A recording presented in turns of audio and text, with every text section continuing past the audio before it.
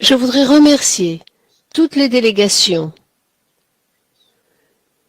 qui ont bien voulu participer aux semaines de négociations qui nous ont menés jusqu'à cette résolution, nos collègues de la Caraïbe, du Canada, du Brésil, de la République dominicaine, des États-Unis et bien entendu la délégation d'Haïti elle-même. Et je me fais un plaisir, moi aussi, de remercier l'ambassadeur de l'Équateur qui a facilité ce travail en permettant d'établir des coordinations entre nous et de combler les vides pour qu'il soit possible de faire pour le mieux avec cohésion dans le but de chercher des solutions. Merci. Merci, Monsieur l'ambassadeur Sanders. Je vais donner la parole à Monsieur l'ambassadeur Edmond d'Haïti. Thank you, Madame Chair. Merci, Madame la Présidente. Je tiens tout d'abord à remercier les efforts et tous les États membres qui ont pu arriver à un consensus sur ce projet de résolution. Et même quand c'est pas une résolution optimale, c'est-à-dire avec tout ce que la délégation haïtienne a voulu, mais nous avons pu arriver à ce consensus, ce qui est de coutume à l'intérieur de notre organisation. Et je remercie l'ambassadeur de l'Équateur qui a facilité les discussions. Je crois que, encore une fois, l'organisation hémisphérique est au rendez-vous quand il s'agit d'accompagner un État membre qui fait face à certaines difficultés et qui en même temps veut continuer à travailler pour le renforcement des principes démocratiques et qui veut que chaque État, ou du moins le peuple de cette région, ont droit à des processus électoraux et transparents, crédibles pour le choix de leur leader. Merci beaucoup, Madame la Présidente. Muchas gracias, embajador. Merci, Monsieur l'ambassadeur. La parole est à l'ambassadeur du Brésil.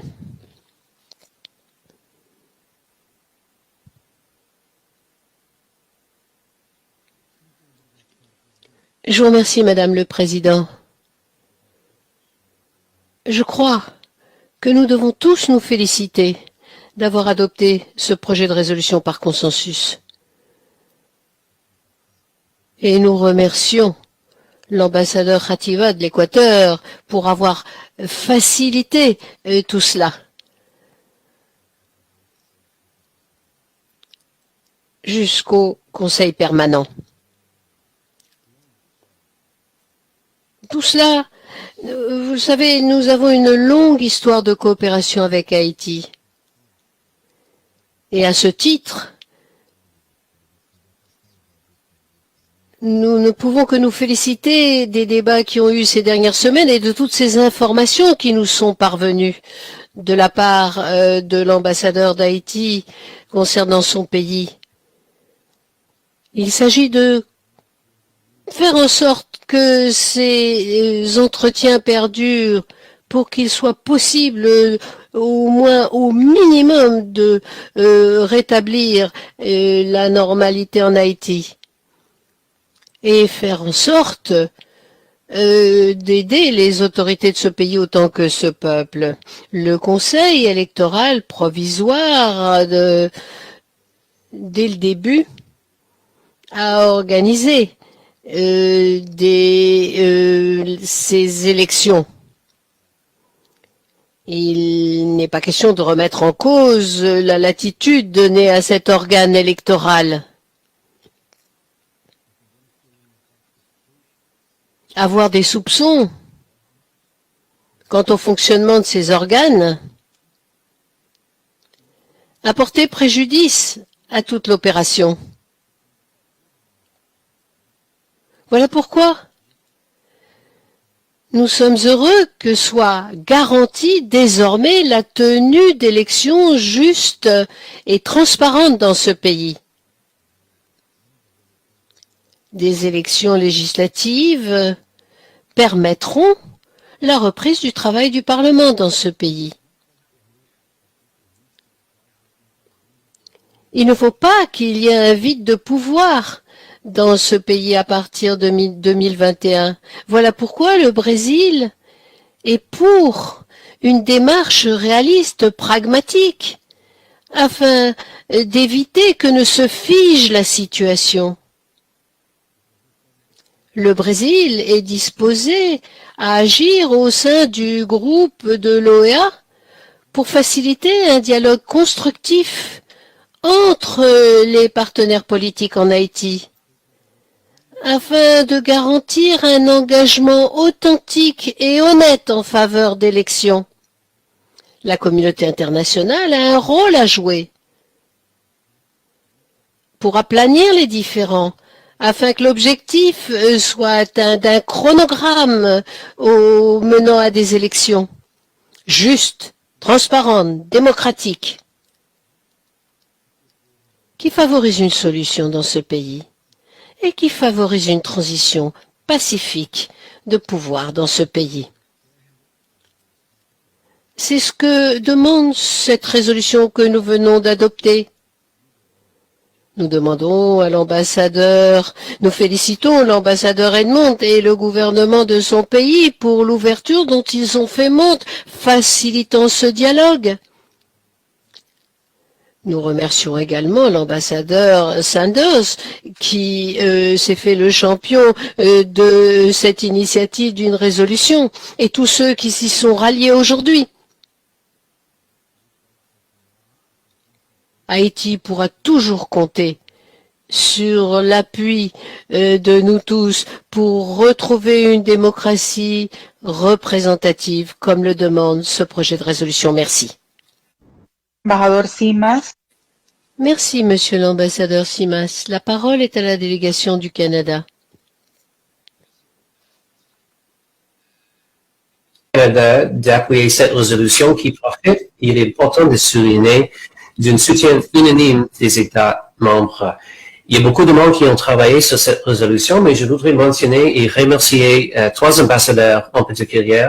Ambassadeur Sanders de Antigua y Barbuda, ambassadeur Ativa de Ecuador et ambassadeur Boshi Edmonds de Haïti. Les trois ont travaillé beaucoup sur cette résolution que nous avons adoptée aujourd'hui. Mais aujourd'hui aussi, je voudrais souligner quelques points de plus. Le Canada demeure très préoccupé par la situation politique, humanitaire et sécuritaire actuelle en Haïti. Sur ce dernier point, nous aimerions profiter de l'occasion pour rendre hommage aux agents de la police nationale d'Haïti tués et blessés lors de l'intervention de la semaine dernière à Village de Dieu.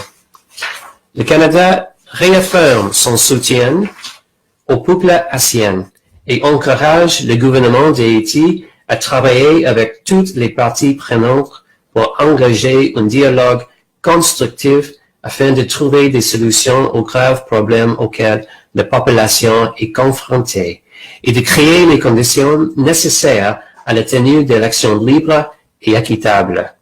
En retour, il est essentiel que tous les acteurs haïtiens de bonne foi fassent tout leur possible pour parvenir à un accord afin d'amener le pays de façon pacifique vers un renouveau démocratique cette année. Des élections libres, équitables et transparentes en 2021 sont indispensables pour assurer le renouveau démocratique et le retour à l'ordre constitutionnel. Il n'est pas normal ni sain pour tout pays démocratique d'être sans parlement dûment élu et d'être gouverné par décret présidentiel pendant plus d'un an, comme c'est le cas en Haïti. Le Canada est préoccupé par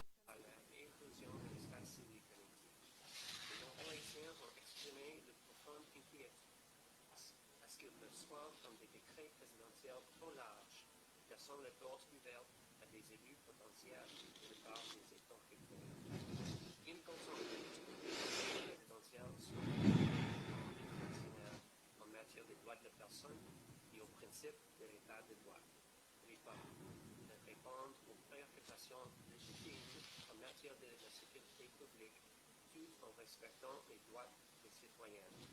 Mener à la gouvernement démocratique a l'obligation de protéger la liberté d'expression et d'opinion afin de garantir un processus électoral pratique, libre, inclusif et équitable. Le Canada salue l'engagement du gouvernement haïtien à ouvrir au renouveau démocratique cette année et l'exhorte à poursuivre la mise en place des conditions nécessaires à la réussite de cette entreprise.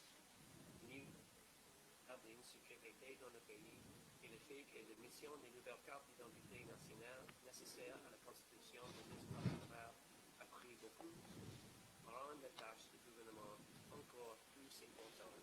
Nous exhortons les autorités haïtiennes à agir rapidement et avec toutes les ressources nécessaires pour remplir avec succès ses obligations envers le peuple haïtien et ses institutions démocratiques.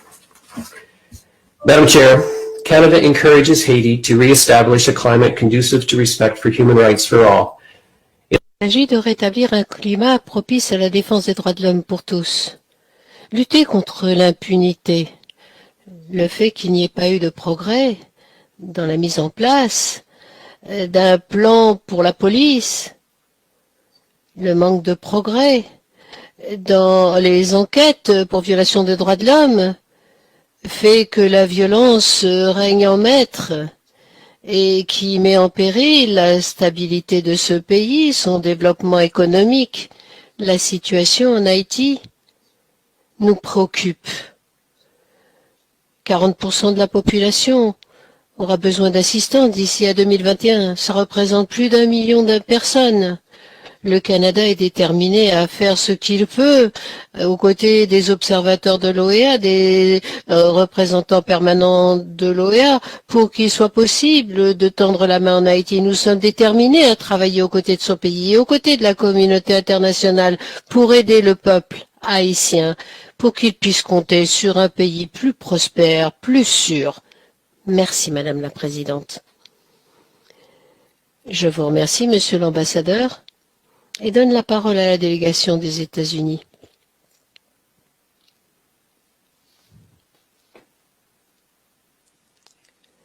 Merci, Madame le Président. Je voudrais remercier toutes les délégations qui ont fait de leur mieux pour parvenir à un consensus sur cette résolution, et surtout l'ambassadeur Edmond, l'ambassadeur Sanders, l'ambassadeur Edson, l'ambassadeur Khativa. Les États-Unis sont heureux de faire partie de ce consensus. Nous voulons aussi offrir nos condoléances aux familles de ces policiers qui ont été assassinés à Port-au-Prince. Dans une démocratie, les populations devraient avoir les moyens de s'exprimer. La liberté d'expression devrait régner. C'est ce que doivent rechercher le gouvernement de ce pays et autres parties prenantes en demandant des élections justes et légitimes en 2021, indépendamment de la Constitution. Je dois dire que nous sommes préoccupés par cette longue période de gouvernement par décret. Pendant ce temps-là, il a été difficile de protéger les droits de l'homme, d'assurer la sécurité des Haïtiens. Une mission d'observation de l'OEA pour superviser des élections dans ce pays est critique. Cela permettra de créer plus de confiance autour de la procédure électorale. Cela permettra de faciliter aussi des élections législatives ensuite. Nous voulons remercier la mission de l'OEA en Haïti pour le travail accompli.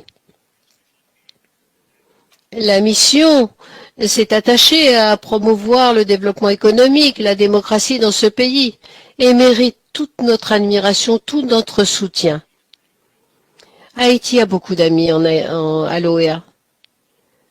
Aux côtés d'Haïti, nous voulons que ce pays relève ses défis et nous voulons qu'il puisse tenir des élections justes et transparente cette année. Merci, Monsieur le représentant des États-Unis. La parole est à la délégation de la Colombie.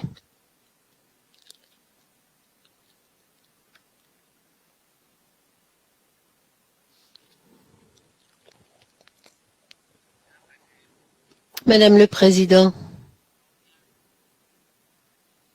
la Colombie tient à réitérer son engagement en faveur de la résolution des défis que connaît Haïti.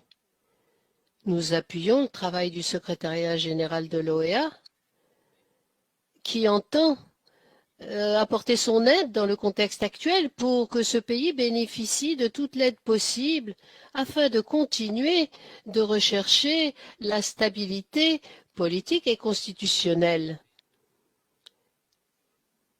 Nous allons suivre l'évolution de la situation en Haïti et nous lui marquerons toute notre solidarité pour qu'il retrouve l'ordre constitutionnel.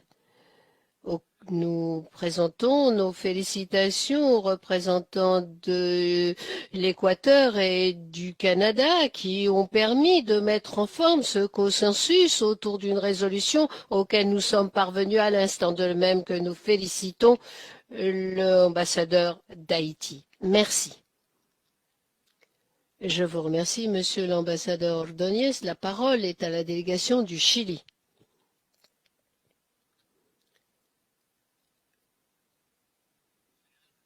Madame le Président,